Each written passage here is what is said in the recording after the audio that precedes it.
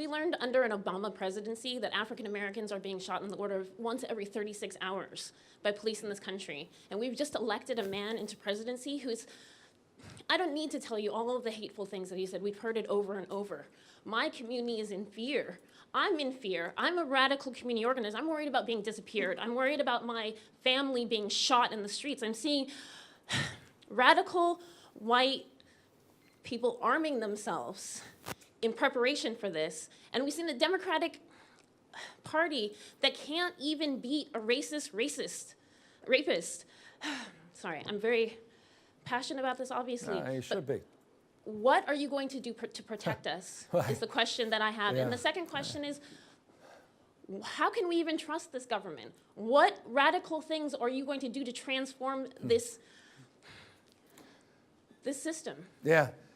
Well, you spoke to the anxiety of the moment, and I think you spoke to the overwhelming majority of Americans that don't trust their government. They don't feel like their interests are being protected, preserved, enhanced. And I get your sense of urgency and your cry for help. And I understand my role, but I also know its limitations. And I come back, if we're all waiting for the guy or gal on the white horse to come save the day,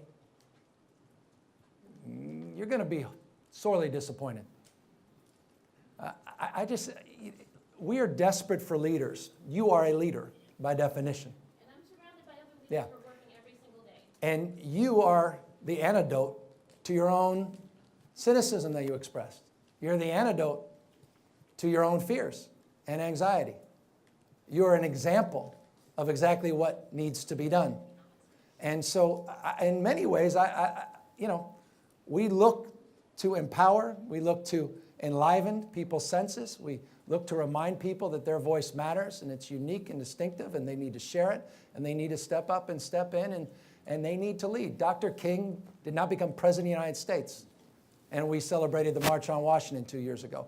Gandhi never became prime minister, and we celebrated Life and Times.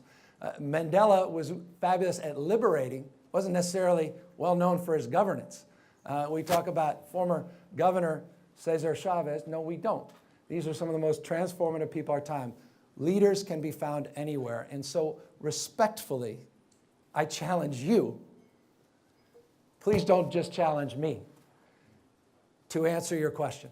Because there's no chance in hell that the folks that are in elected office are exclusively going to be the ones that are going to substantively address the fear and anxiety. But I can guarantee you this in closing: there is no better place to live.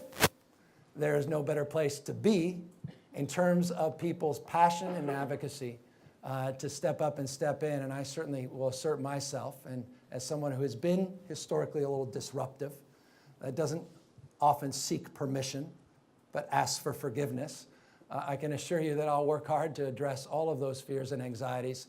And I appreciate you including that into the conversation tonight.